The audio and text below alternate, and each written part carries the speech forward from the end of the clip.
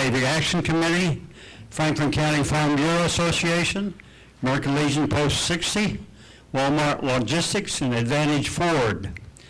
I'm Jim Ramsey, your moderator today. Also, Ramsey Printing has provided the goodies in the back, cooked by Helen Hood. So they're all got, you got to take something home with you if there's anything left, okay? But anyway, well, Helen, nothing's left, but we want to thank her.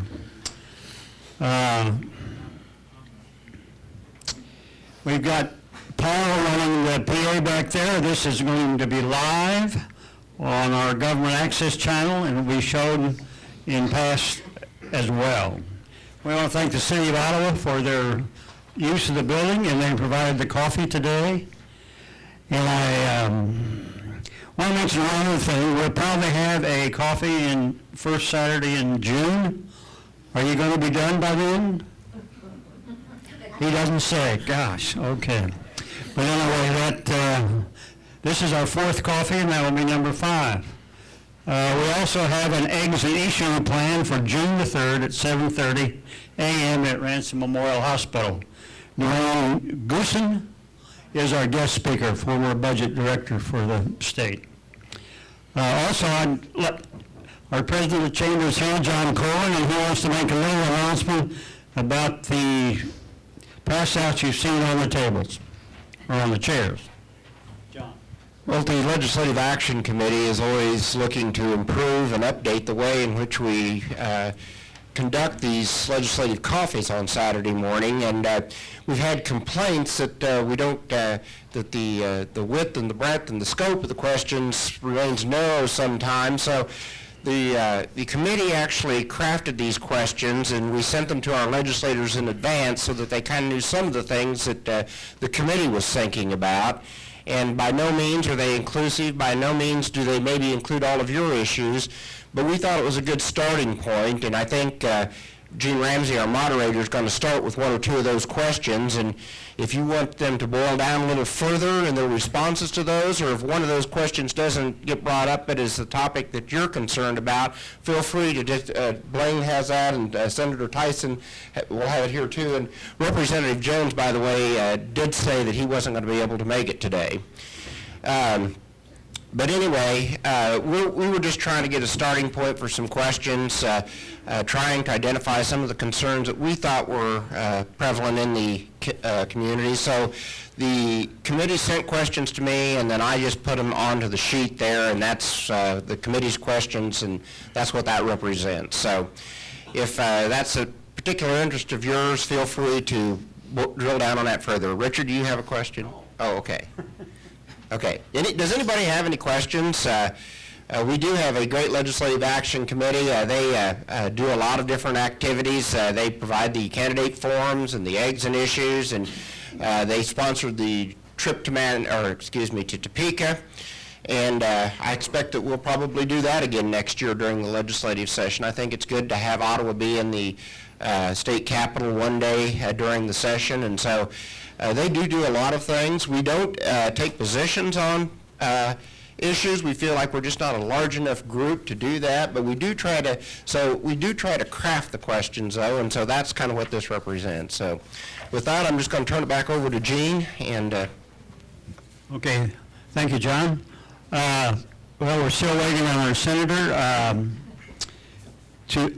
We might have some opening introductions from Blaine. You probably got about 30 minutes. Is that long enough? No. We really wanted to open this to all the people that are here today that have questions, and that's why we're here. So, Blaine, you want to start? Sure. Well, thank you to the Chamber for having us today, and thank you to Helen Hood for the refreshments. It looked like quite a spread back there. And thanks to all of you for coming out this morning to participate in our democracy and have a conversation about the issues that are going on at the state level.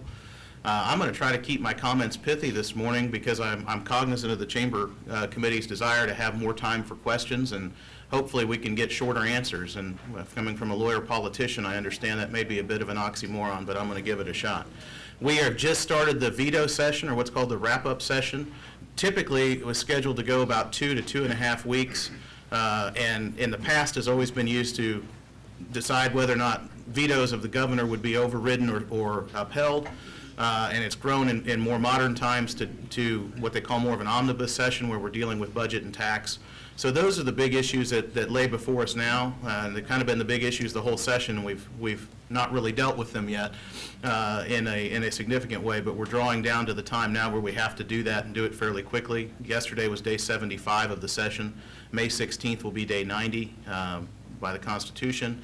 We're supposed to aim for a 90-day session and get in and get out. So we are still working on that timeline, and hopefully we can get something done, but I'll tell you that the mood in Topeka is focused solely on what's the exit strategy and how do we get there, and a lot of people asking a lot of questions, but we don't yet have a lot of specifics about what those proposals are or what will actually shake out and be supported. And I see the senator's here, so she can come on up and talk about her impressions. But so far, I'd say it's a lot like coming back to summer camp. Everybody's happy to see each other. I expect that'll last a day or two longer. And then we'll realize that we're all kind of stuck on this boat until we can find a way to get off together. So, Thank you. welcome. Thank you. Well, good morning, everybody. I apologize for being late. Traffic was bad. A few deer, a few turkey, and stuck behind a tractor. But hey, I love Kansas. So it's been an interesting session already. The last 3 days we had, it was interesting because the Senate worked on 3 CCRs, conference committee reports, and debated those reports for over 3 hours. And 2 of them was one of them was a 21 vote, and the other one was a 2020, so it actually died.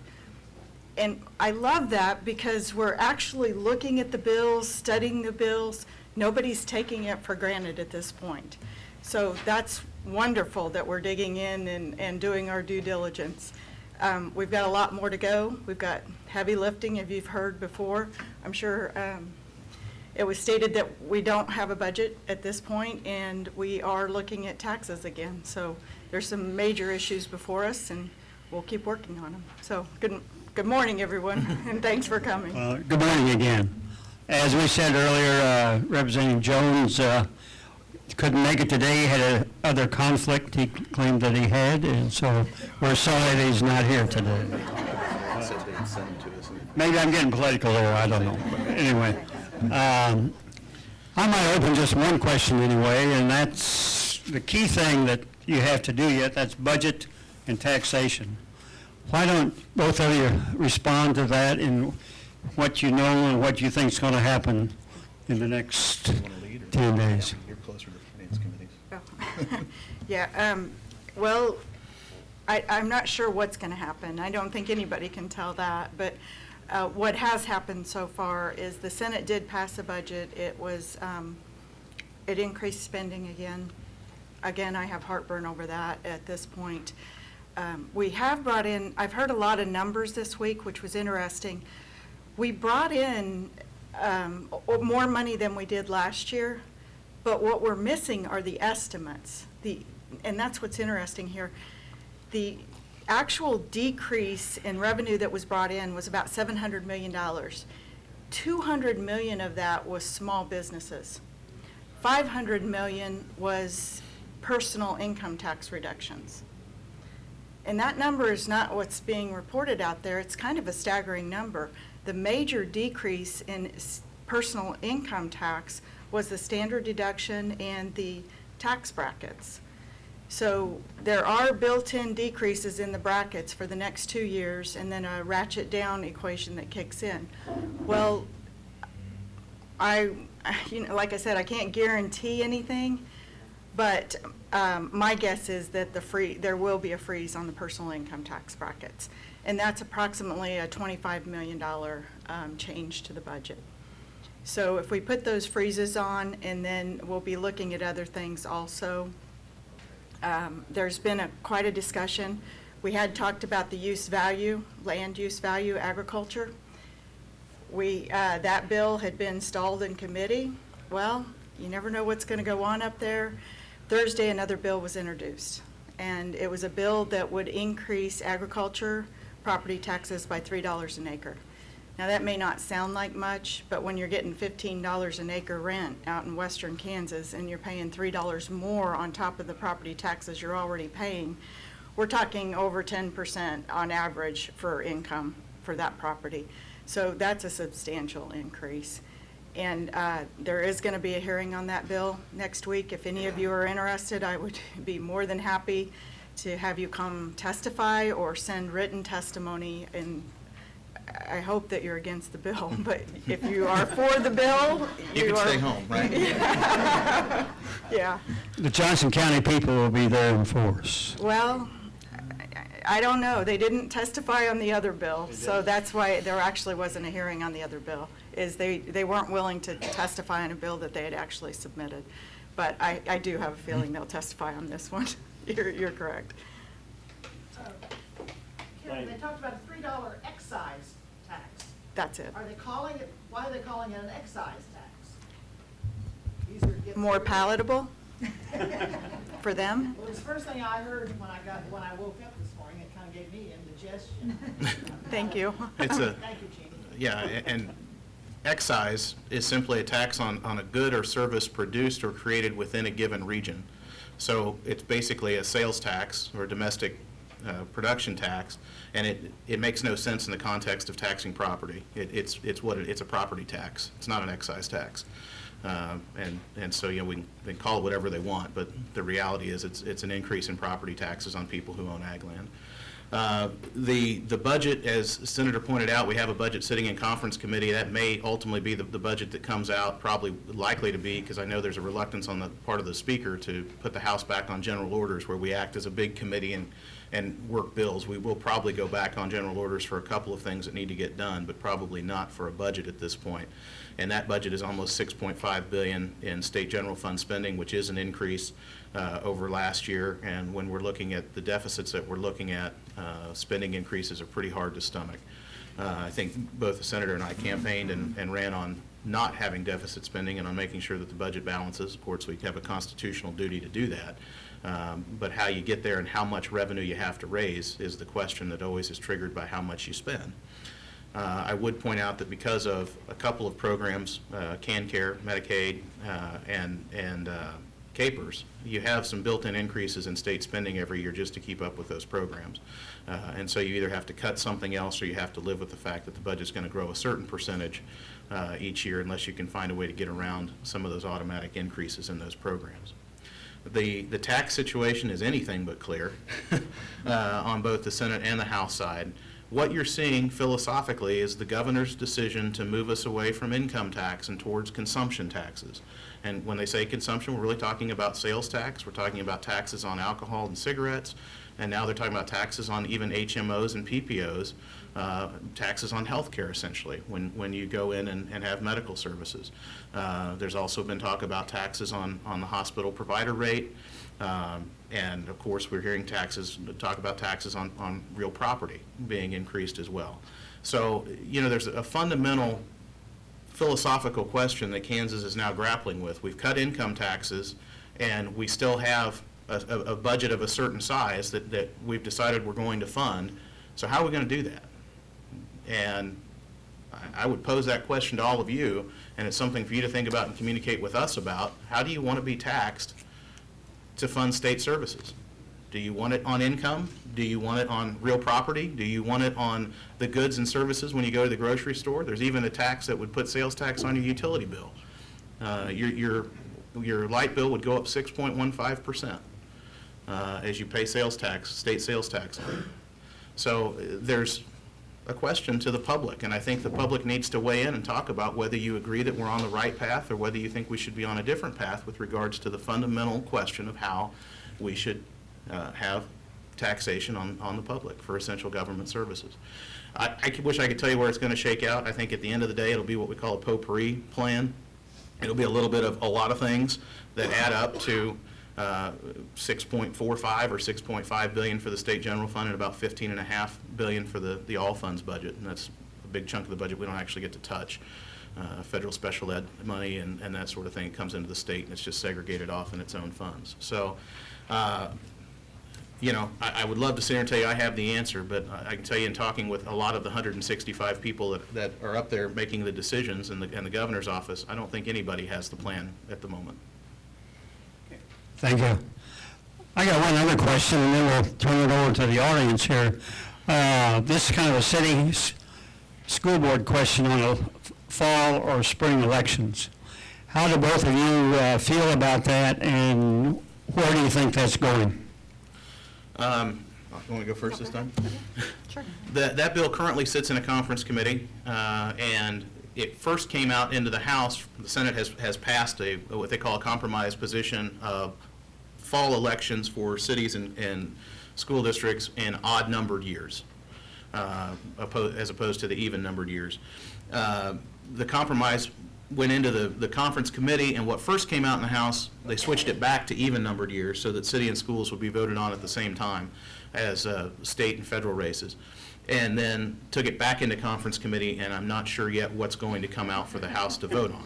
So I think they kind of put their finger in the wind and realized that this isn't going to be as popular as some of us want it to be over there. Personally, my position is I think we should work to increase turnout in all of our elections, including local elections. I don't think moving it to the fall in odd-numbered years is going to do that. I think that there are some that we work with up there who want to do this so they can eventually get them to be partisan and get them in the fall and even-numbered years. I don't agree with that. I don't think we need partisanship and rancor in our local elections. And I think if there's ways to increase turnout, like mail-out ballots, we should use those for spring elections and make sure that people are aware of what's going on. I also favor looking at civics and how we can get more young people interested in civics about local and school district governance, because I think that's a big reason why people don't show up. They don't realize how important it is to their lives. I had a mentor, Ron Avert, at Ottawa University, and he used to tell me that he said, I'll give you the president and Congress. And he said, you give me the county attorney, sheriff, and the school board, and I can make your life a whole lot worse, a whole lot faster than anybody else can. So, and I think he's right. And people don't realize how connected they need to be to local governance. It's interesting because the position that the House passed, there is not an appetite for passing that in the Senate. The farthest the Senate is going to go is odd year elections and nonpartisan. That's as far as the Senate's willing to go from the people that I've talked to, and myself being one of them. I just don't agree with making those partisan. I don't think that would increase turnout. I do think that odd year November does a couple of things. It brings us in within federal compliance of our election. Currently, we're not in federal compliance for our military ballots in spring elections. And so it does do that. The other thing it does do is its consistency. It's easy for everybody to know the first Tuesday in November in Kansas, you go vote. It's that simple. So. John, did you have a question? Well, just on that same topic, the question I've never heard is either the Senate or the House version talk about, I know in the case of school boards, they're elected in April, don't take office until July 1st, and so that's the longest span of any elected official. If one's elected, then if there's a change, there's a lame duck situation for several months. So do either bill talk about that? I mean, if they're elected in the fall, is it still going to be July 1, or how does that work? The Senate version does speak of it, and they would take office in January when all elected officials, it would change it so that all of them would take office in January. And it does change the current school board situation, but the thought behind that is now currently school board members come in and they're thrown this budget, this multi-million-dollar budget that they have to understand and dive in right away. So by taking office in January, and you can look at it either way, there's pros and cons both ways, but by taking office in January, they would have a few months to get acclimated and used to the process and then take on the school budget. No, I think it's a fair statement. There's really only one bill, but yeah, the two different positions would include the same start date in January. Okay, we'd like to open this for questions, and Tony Brown, one of our committee members, will handle the mic. And would just hold up your hand and And if you would, I would just ask, that you keep your comments brief and get to the question so that we can have our senator and our representative plenty of time to respond. Sir? Yeah. Okay. My issue is medical marijuana. We all know that Colorado, Washington, and now Oregon, Alaska, and Washington, D.C. have passed recreational marijuana. I think California is going to be next. In states where medical marijuana is legal, it's widely reported that doctors prescribe marijuana for people who have significant issues with health problems and pain, and I'd like to know your position on medical marijuana. Okay. Who would like to take this first? Sure.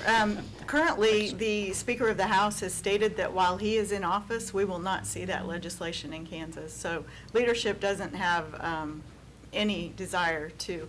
But there was a hearing for the first time in Kansas on hemp and actually plant, Hemp oil, I don't know I the think. details on it. Yeah. You may be more aware because it was a House hearing and House situation. But currently, there's no movement on either of those bills in the Senate. Representative John Wilson from Lawrence had a bill about hemp oil and had a young man, I think, and his family come in and testify about the treatment that he had received and how it had helped a condition that he had. And I'm sorry, I don't remember the condition. It wasn't in one of my committees. But I do agree with the senator. We're not likely to see it. I'm hesitant to say yes, I'm for or against until I see the terms of whatever bill would come forward. Stan, if I see that, I could give you a better opinion. I can tell you that in the main, if there's a way to do it that doesn't contribute to drug abuse amongst young people or amongst the general population, and it can be medically helpful, then yeah, I'd take a look at the bill.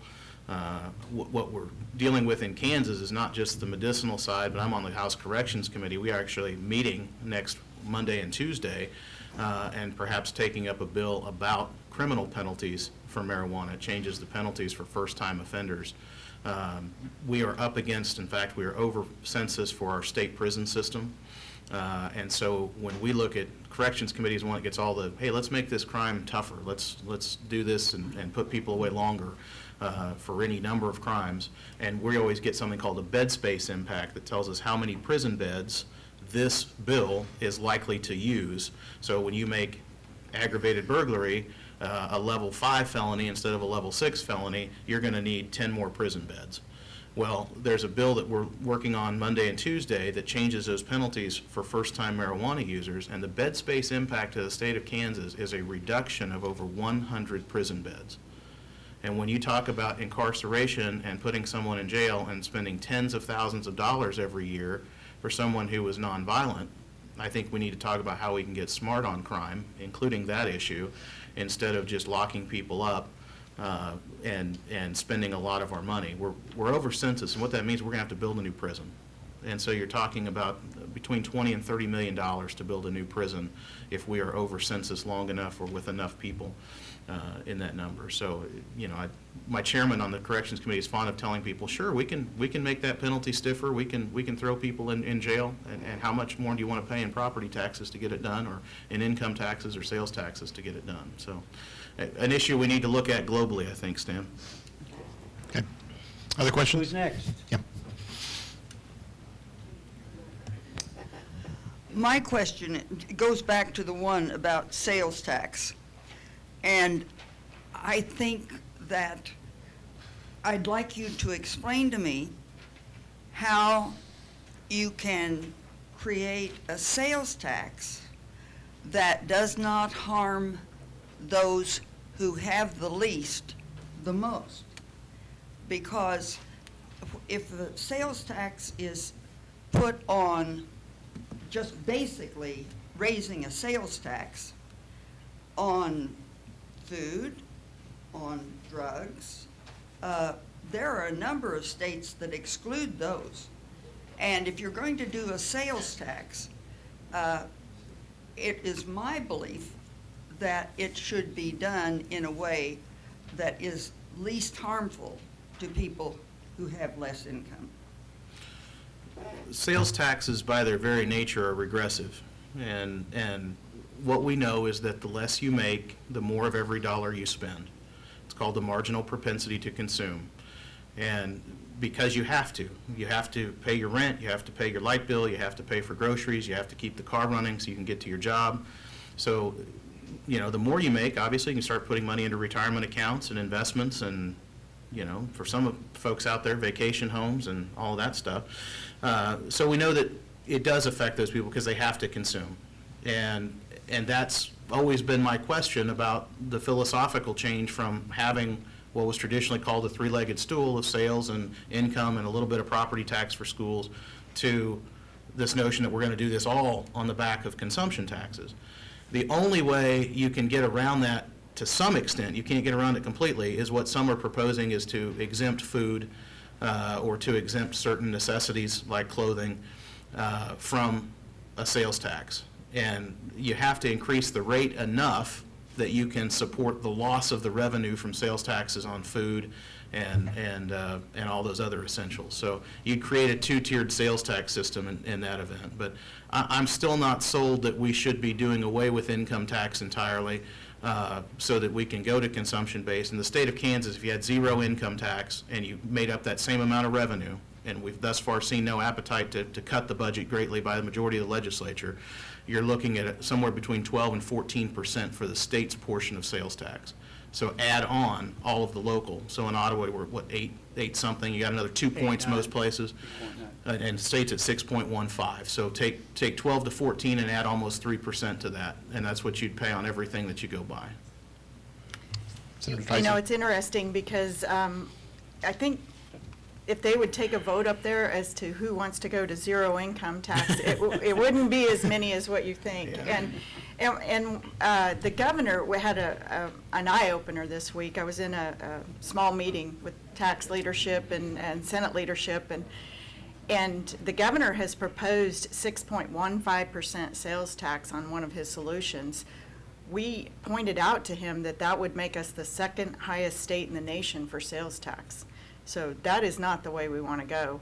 The other thing is, I've fought hard. I've got a consistent voting record for either lowering or no sales tax on food. That would help the lower income. That would help most of us that are struggling the most. Food is a necessity, and that's something that we need to look at as a state. We were able to pass that position in the Senate, but the House doesn't. Now they may have changed. Things do fluctuate up in Topeka, but right now I don't see us being able to do that. But as far as sales tax, I know there's talk of increasing sales tax, especially on cigarettes and liquor, and I don't see those bills passing out of the Senate. The Senate chairman has proposed a $1 sales tax on cigarettes or 50 cents even to try to get some movement. I honestly do not think that those will get out of committee, but it may surprise me. They may. It's going to be interesting where the mix is. One of the solutions or possible ideas that is being floated around Topeka, there's several of them obviously, but one of them would actually put some of the income tax back, because there is not the principle up there is not to lower spending, and I cannot figure out why. I've been digging through this stuff. The governor sent people to China last week. I mean, there is not an aptitude to decrease the budget and the spending. So until we get that, we're not going to be able to continue decreasing taxes. So, but one of the ideas is putting the income tax back across the board. There is talk for a passive income tax. Well, that picks on one group. That picks on retirees. That picks on landowners, rental property. That would only put income tax back on those entities. And what they don't understand for agriculture is the land and the income off that property is their 401k. That's their retirement for most elderly people. And so we're trying to explain that equation in Topeka and get that across to them. If you're going to put it back, you put it across for a fair and equitable. It's equal across the board. We don't pick and choose winners and losers, and that's what we need to do. So if there is talk about putting it back, then put it back across the board, But I think we need to cut spending. Again, I've been digging in. The governor has proposed a $30 million expense to destroy the docking building.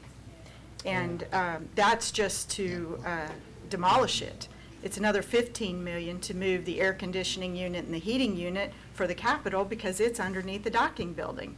So I started last week looking into how we can stop this from happening, because I talked to one of the revenue employees. They're going to expand revenues in the docking building. They're going to put that out to 4 other sites in Topeka, and they would have to hire armored cars to go from site to site. Now, how cost-effective is that? So we need some common sense, and we need some management up there that's willing to look at where we're spending our money and make good decisions on it. So that's what.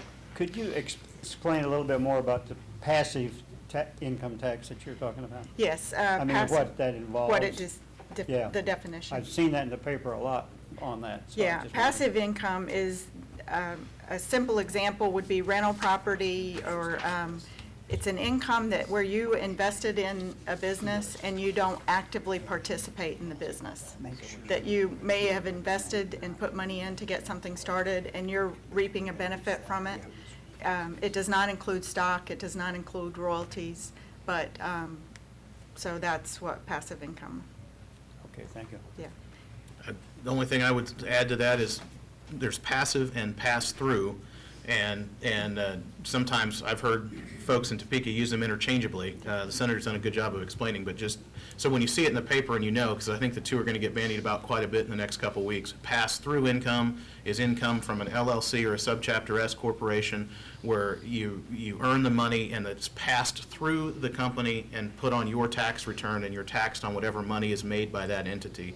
And then the passive income, as the senator has said, is income not from active employer, active work, but that comes to you through an investment like a rental property. So, and it's an important distinction, because you're going to see proposals to tax one and not the other, or to say, oh no, we're taxing pass-through income, even though they're only trying to tax the passive portion of that pass-through income. So. Gene, there's been interest from the floor about issue number 2 on the cheat sheet that everybody has. Would you mind introducing that as an issue for the representatives to respond to? Recently passed TANF, and I'll let you, TANF. legislation, which has been signed by the governor. It has received quite a bit of publicity in Kansas and nationally. Just ask you two people what's your position on that, and I think how you voted, which I think's been public record. Yeah, oh yeah, And why? absolutely. The TANF program, well, there were several programs in the, it was a welfare bill, and it addressed several programs, not just TANF. The TANF probably is getting the most publicity, probably because it was initially reported inaccurately in the Huffington Post and a few other papers nationally. It said that the bill restricted payments or purchases to $25 a day. The bill actually, there was an amendment that only restricted ATM withdrawals to $25 a day. Now, that did not restrict cash withdrawals, so they were able to go to other locations and get cash as much as that was on the TANF card, but they could not go to an ATM and get cash withdrawals other than $25 a day. And the logic behind that was basically there's been several reports, but one that comes to mind was 2013, an article, and I did go out and look on the internet. There are actual reports posted as to where the ATMs were that cards by Kansas residents were used. For approximately a 4-month period, it was about $20,000 at liquor stores, cigarette shops, strip joints, casinos was another, I forget how many the number was. There was withdrawals from $102 from a person in Colorado at a Rockies baseball game. Now, we don't know that they spent it on the game. We don't know what they spent it on, but the ATM was at the Rockies facility. Another one was on a cruise. There was an actual cash withdrawal at an ATM on a cruise.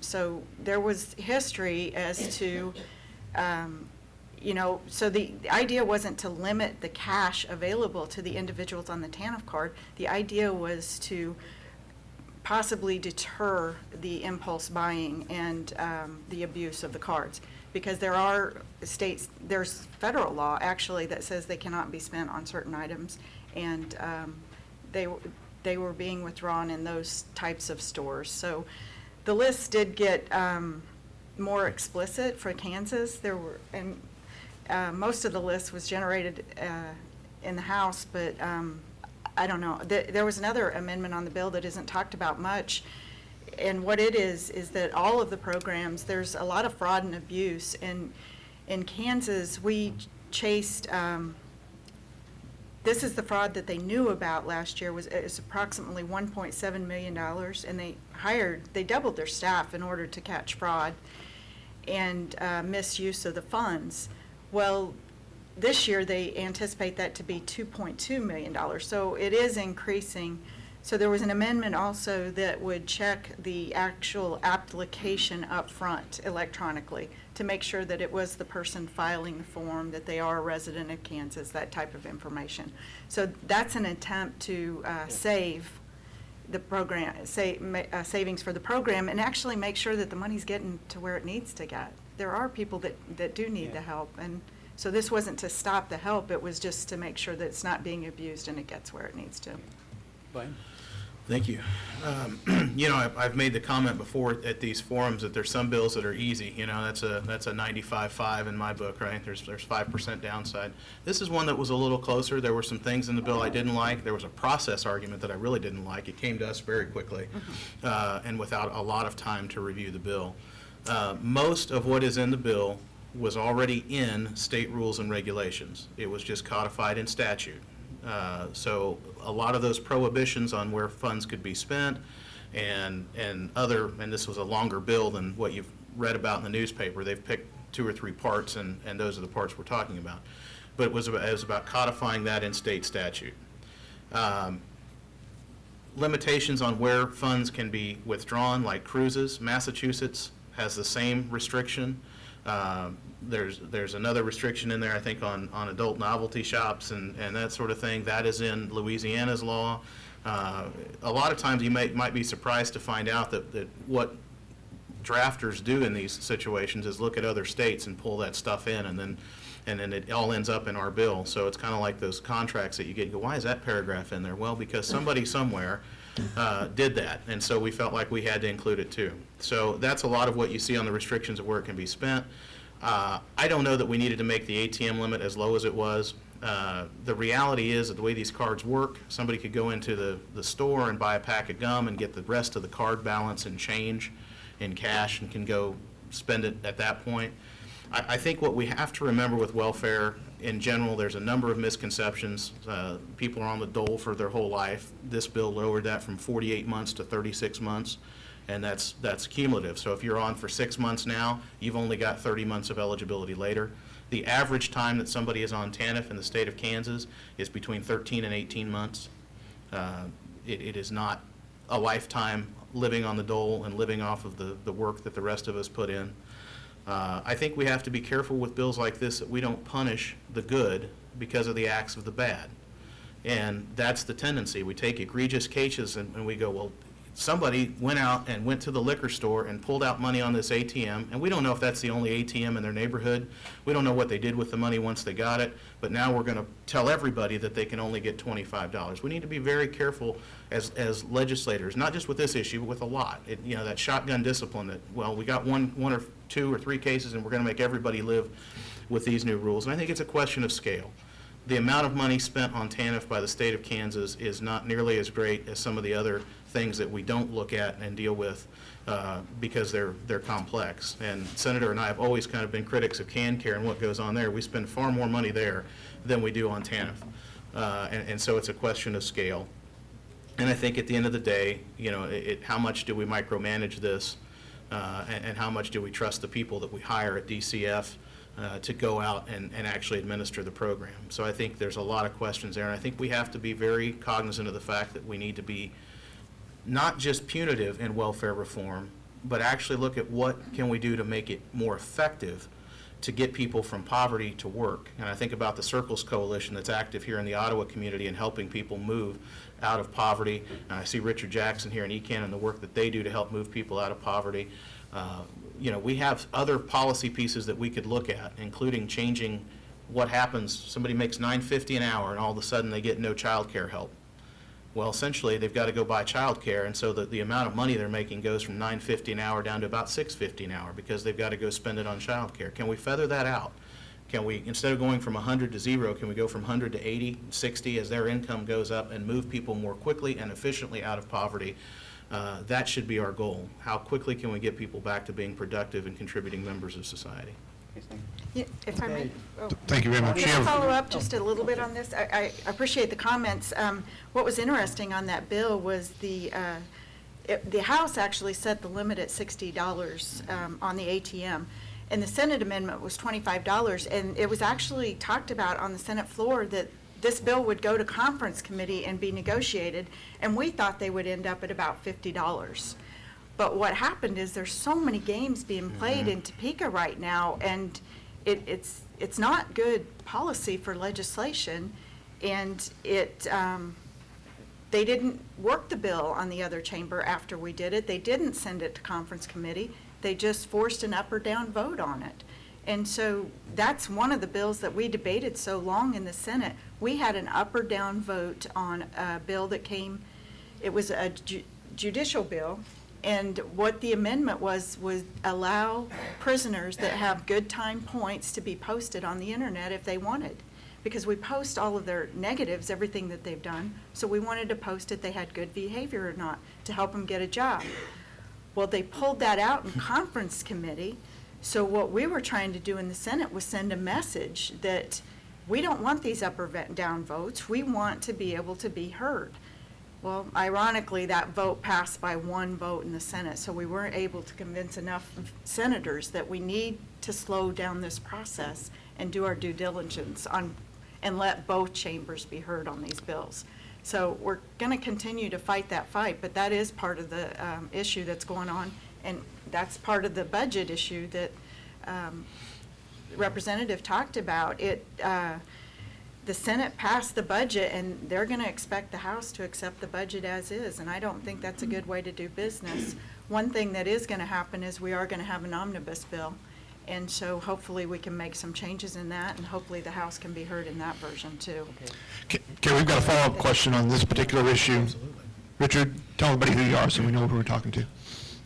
Richard Jackson.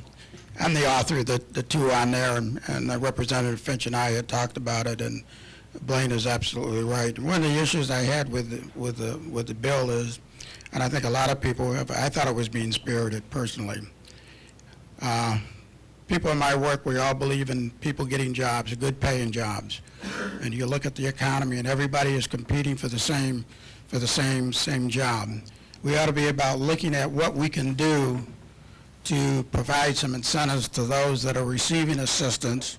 We provide tax abatement and all sorts of other assistance to businesses in the name of economic development, and a lot of those that don't need it, but we provide it. We ought to take a look at when we're dealing with people that are out of work. What type of incentives can we provide? What can we do to work with, say, Walmarts and provide some incentives to them to help people that need jobs?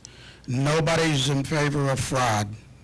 Everybody's opposed to fraud, but that happens throughout the system. But somehow when we get to working with people that are in poverty or destitute, somehow we paint a picture that everybody are committing fraud, and that's what this bill did. Gave the perception to folks that you got a segment over here they're on the public dole and taking all this money, and everybody knows at $400 or $500, you're not taking a cruise. That's just unrealistic, but we paint this picture that everybody who's getting assistance somehow are bad folks. That's a given. People abuse the system. Doesn't make any difference what segment it is. But 99% of the people are trying to do right. Let's concentrate on and getting them off assistance so they can be tax-paying citizens and have the American dream. So the question is, any kind of ideas, creative ideas that you all have for reforming the system so that we can do the kinds of things that we want to do? Any other subject someone want to start here in our process here? Does he want us to answer? We haven't talked about education today. Any comments there on education? Well, I think that Dr. Gollier has a question over here, so let me ask him to identify himself and ask his question. Dr. Gollier, retired Dr. Gollier, by the way. But I have an interest in health care, and Given that the district you represent, Franklin County, in terms of per capita income, is in the upper 50s of the counties. Lynn County is right there with them, and Anderson County is 84th. And we have a high number of Medicaid-eligible people. And Ransom Memorial Hospital is the third largest employer in Franklin County. Medicaid expansion is clearly in the best interests of your district. And I'd like to hear your position on that. Senator? Sure. Well, I'll tell you, there's always two sides to a pancake, and you've presented one side very well. The other side is we're not sure what the federal government's going to do with that program. Currently, they do reimburse at a certain rate, but if you look at the CHIPS program, and that's a very good program, but at some point, the state was expected to pick up the complete portion of that program. And so we have to be realistic about that with the CanCare expansion too, Medicaid expansion. The thing is, you know, I haven't seen any bills across the Senate that is working on that, and I'm not on the committee that deals with it. I looked up this morning, and there's 15 states in the nation that so far have not accepted the expansion of Medicaid. Now, that tells me that it's not a slam dunk, and we need to understand what we're signing up for before we do sign up for it. The governor has not made a decision on it. He keeps postponing the position, and so it's interesting to see. Medical is so important. And Obamacare has actually set us back, especially with small businesses. I've got a business in Blue Mound. They're right at 50 employees. They would love to expand. They're not able to because they can't afford the requirements that have been put on them for Obamacare with health care for their employees. So they have to stay. So we've actually put some restrictions on our industry and businesses and jobs inadvertently through medical expenses or medical legislation. So we need to be very careful before we move one way or the other and understand the complete issue before we make a decision on it. Bud, thanks for the question, and I can tell you that Medicaid expansion is something that is still being discussed, maybe second only to Uber right now in Topeka. I have said here, and I will say again, that we need the governor to lead on this issue and tell us what he wants to do. Last year, I voted against a bill that would have tied his hands in terms of being able to negotiate that and deal with the federal government on expansion. And there were political consequences to that. There are very powerful folks in the state that don't want to see Medicaid expansion, and they're willing to spend money to do it. In fact, that postcard came from the Secretary of State and his PAC. So the administration itself has come out and kind of wanted to have it both ways on the issue. You talk about two sides to a pancake. If you eat the whole thing, I guess you get both sides. They've come out and said it's a $2 billion hit to state revenues. We'd have to spend $2 billion over the next 10 years. And then the governor said, yeah, we're looking at it. We've already missed the 100% reimbursement. That train has left the station, and so at this point, it's a question of whether we get on board for the 90% or not. I've talked with Matt Hine, CEO at Ransom. He would like to see us consider Medicaid expansion. I'd like to see the governor lead on it, and I'd like to see him negotiate a plan that he thinks he can live with and is good for the state, and let the legislature have a look at it. We've got about 10 minutes left. We've got time for a couple more issues. How about this side of the room? Any issues over here? Feel free to use those sheets that you got. That's it. Yeah, how about question number 7? Question number 7. Gene, what's question number 7? I like this. This is like a comics convention where you just yell out the name of the joke or the number of the joke. 16. Well, the question is, should CAPER retirees be allowed to continue to work in school districts after retirement? Any comment on that one? We have a few bills about CAPER stuff this year, believe it or not, and this is one of them that's floating around there. The other one is a bill about what they call pension spiking, that is building up your vacation and sick leave and then retiring and using all of that in your final salary calculation. I think, and what I've heard from superintendents is that if we significantly change the ability of retired teachers to teach, and still receive capers in some way, and remember they get a diminished salary, there's a trade-off for going back and doing that, they will lose a significant number of teachers that they believe it will be very difficult to backfill in those positions.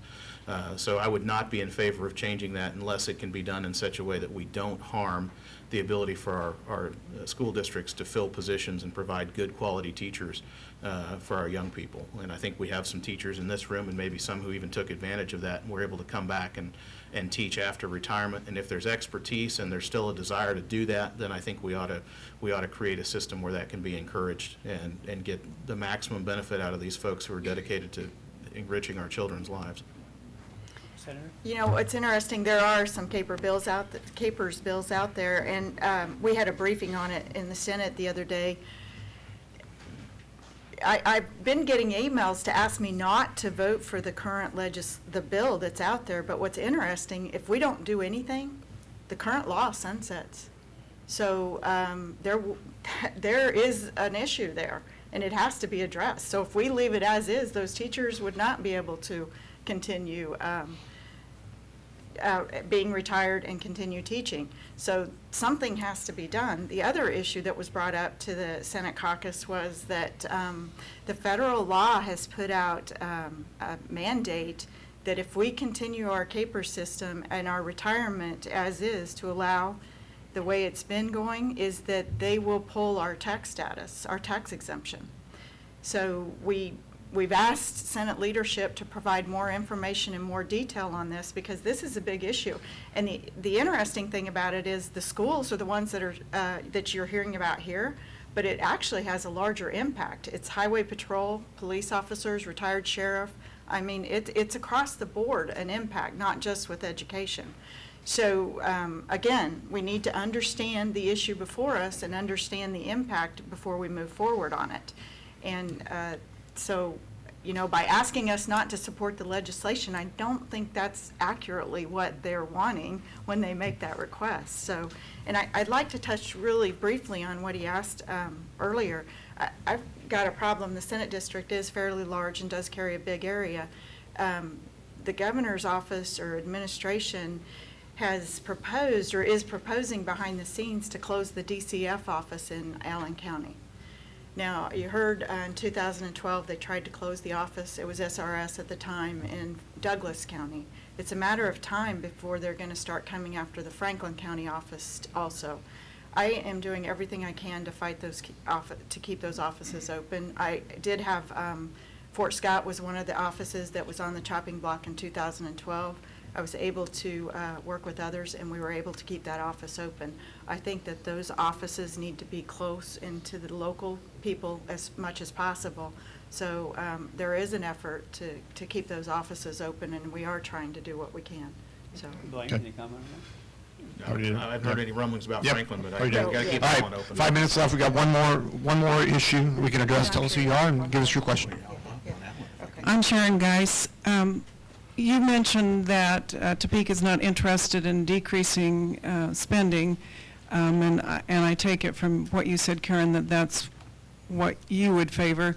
I'm just curious what, if anything, could be done at this late date to decrease spending and what specifically you might propose. Also, I'm curious to know how much a 50-cent per pack cigarette tax would actually be projected to bring in. Thanks, The Senator. last question I can't answer, the 50 cents per pack, I'm not sure. Yes, I am favoring this decrease in spending, and I was told last week I'm the only one that has approached legislative research on actual solutions for that. Nobody else has gone down there and actually looking at that portion of the equation at this point. Now, they may be looking throughout without asking research, the details, but I'm working on amendments and possible solutions to decrease the spending. You know, like I mentioned, you know, there was some interesting things. One of the things Governor Sebelius did was she cut travel in the state of Kansas. You know, just stopped it for a year or two. If we would stop the travel in the state of Kansas, like I told you, that trip to China and stuff like that, you know, we can conference call, there's video equipment, there's so many things we can do now without having to actually be in the room. And that is a $2 to $5 million savings It doesn't sound like a lot, but, you know, there's places that we can look and that we can figure out where to cut the spending. I've had, you know, individuals, and what's interesting is state employees will find out that I'm working on this, and they'll come to me with actual ideas and solutions for this problem. One of them is the docking building. Why spend that money when we're where we're at now? Why disperse DCF and revenue and the other offices that are in that building? And they're close to the Capitol, they're convenient. In fact, we've got a tunnel from the Capitol to the docking building. If we tear down the docking building, we're gonna have the tunnel to nowhere again. So, I mean. Has yeah. the funds been appropriated to tear down the docking building? That's a where's the 30 great million? question, and they don't have to give us the line item detailed, so we can't tell you if that's actually in the budget or not. And that's what's really scary, so. There was a bill last year to allow Department of Administration to make decisions regarding some buildings in the Capitol complex, including docking, and I voted against that. I think it ultimately passed, but yeah, we kind of knew this was coming. And the transition to renting from private individuals who may or may not have a cozy relationship with others in power is not one I really want to get in the habit of having the state do. So, question on cigarette taxes you asked, and $2.29 per pack raises $71 million in fiscal year 16. So a 50-cent increase would probably be somewhere around 16 million. So. Any Okay. other questions? There was one more hand, so let's try to squeeze in one more question. You still have a question? Louise Deeds, and again, but I'm interested to know whether or not you are willing to cancel the big income tax cut, which put us in the hole we're in. When you're in a hole, stop digging. All right, a good last question, I think. Who wants to tackle this one first? I can start. I wish Janet Browers were here because we could have both, if you're in a hole, stop digging, and when the horse dies, get off. And Be careful of those connotations. we need to have a running list of idioms that you hear at the chamber legislative coffees. We just keep them on the wall over there and refer to them. Just like Paul said, number 7, we go, oh, that's number 2. Louise, it's not going to happen. It's just not going to happen. The governor is adamantly opposed to it. He's adamantly opposed to changing the way we treat pass-through taxation. I would love to come out here and tell you, yeah, that's great. We can just cancel that. We'll have $1 billion in revenue, and we'll be able to still make cuts and do a lot of things. That's just not happening. So I don't want to stand here and tell you that's something within the realm of possibility, because I really don't believe it is. I think, and I said earlier, there's a philosophical difference of opinion amongst some of us in Topeka, and the governor's philosophy is replace income tax with consumption tax. And ultimately, you got to get 63, 21, and 1, and if that 1 is not on board, we got a problem, and he is not on board. The day that the revenue numbers were adjusted, I think it was about 2 weeks ago on a Monday, the state budget director, Sean Sullivan, the governor's employee, came out and said this is proof that we need to continue cutting income tax rates. So it seemed a bit Orwellian to me, but that was the position, and so it's just not going to change. So. Yeah, there's actually one other way, is if we could get 2/3 majority of both chambers, then we Right. could override that one, but that there is no way, and there is not an aptitude for reversing what happened. Actually, if you look at the numbers too, it's kind of interesting. Like I said, sales actually went up. People had more money in their pockets, and so sales tax actually increased for the state. Income tax did decrease. But the biggest decrease wasn't the business portion of it, it was the personal income tax portion. So, you know, and until we have an aptitude, or the principle up there is to decrease spending, we're gonna have to take a look at the tax. And I am doing everything I can, because right now, we have, actually, there's over $100 million that we are giving out to corporations. We're picking and choosing corporations that get tax credits. I mean, that's money that could actually be put back into the coffers. We've got, there's another, I forget how many million on refundable that corporations can get below 0 on their income tax. And what they do with these tax credits is they take them and they actually, there's a website, they auction them off and sell them on the internet. Now, how fair is that to anybody? So we can deal with this situation if we deal with those types of issues. And the PEAK program, it picks and chooses winners and losers. The Secretary of Commerce decides who gets those tax credits. I tried to put on an amendment that would at least make the Secretary of Revenue sign off on the projects also. We got that passed in the Senate, but again, the conference committee didn't like it, the Johnson County delegation, so they pulled it off in conference committee. We couldn't even get it, so those projects have to have 2 signatures. That's $45 million in itself, that one person in the state of Kansas is picking and choosing who gets those tax credits. There's plenty of money that we can make a fair and level playing field and address it that way. So we just have to convince our colleagues and show them the numbers and demonstrate that it can be. I've got one closing question, and that in regard to liquor sales in grocery stores and convenience stores. Where does that stand? I mean, that is a real concern on the local level. It should be. Yeah, it's still still floating out there, may come back. They've kind of backed up a little bit and talked about doing this county option notion that each county could decide whether they wanted to have liquor stores or have packaged liquor in grocery stores and strong beer in convenience stores. I would guess there's enough money behind it that we may still see a vote on it this session, but I'm not sure that it has the horses to pass this year. The interesting thing on that is that if you look at the lobbyists that are behind it, a majority of them are from out of state.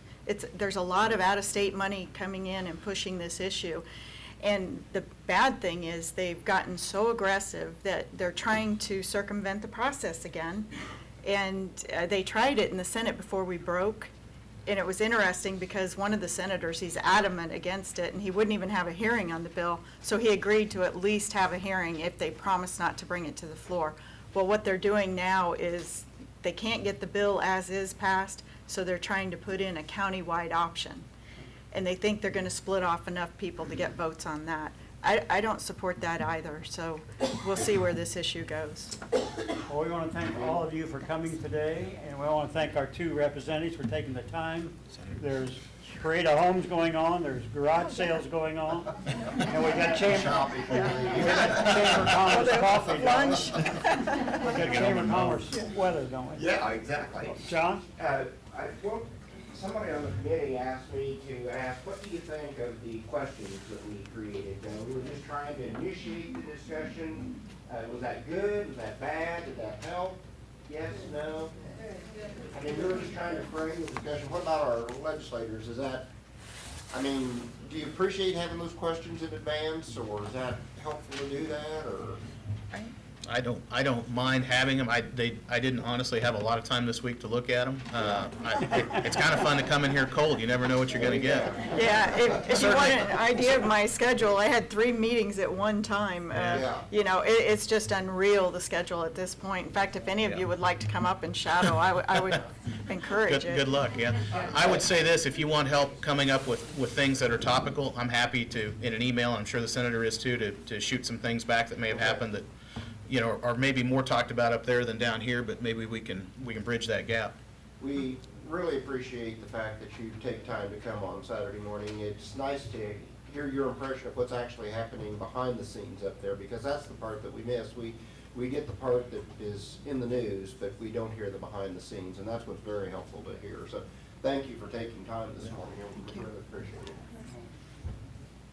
The key thing, I think Blaine mentioned it earlier, is that you people and the people in the community need to let them know how they feel about these many issues. And I think that's one of the reasons we're trying to be here today. Any closing comments? Thank you for coming. Have a great Saturday. There's plenty of goodies out there, courtesy of Ramsey Printing, if you've heard of that name. But we want you to eat all that you can back there. Or I got to take it home. Glad you made it past the deer and the turkey. And I don't need it. Thank you.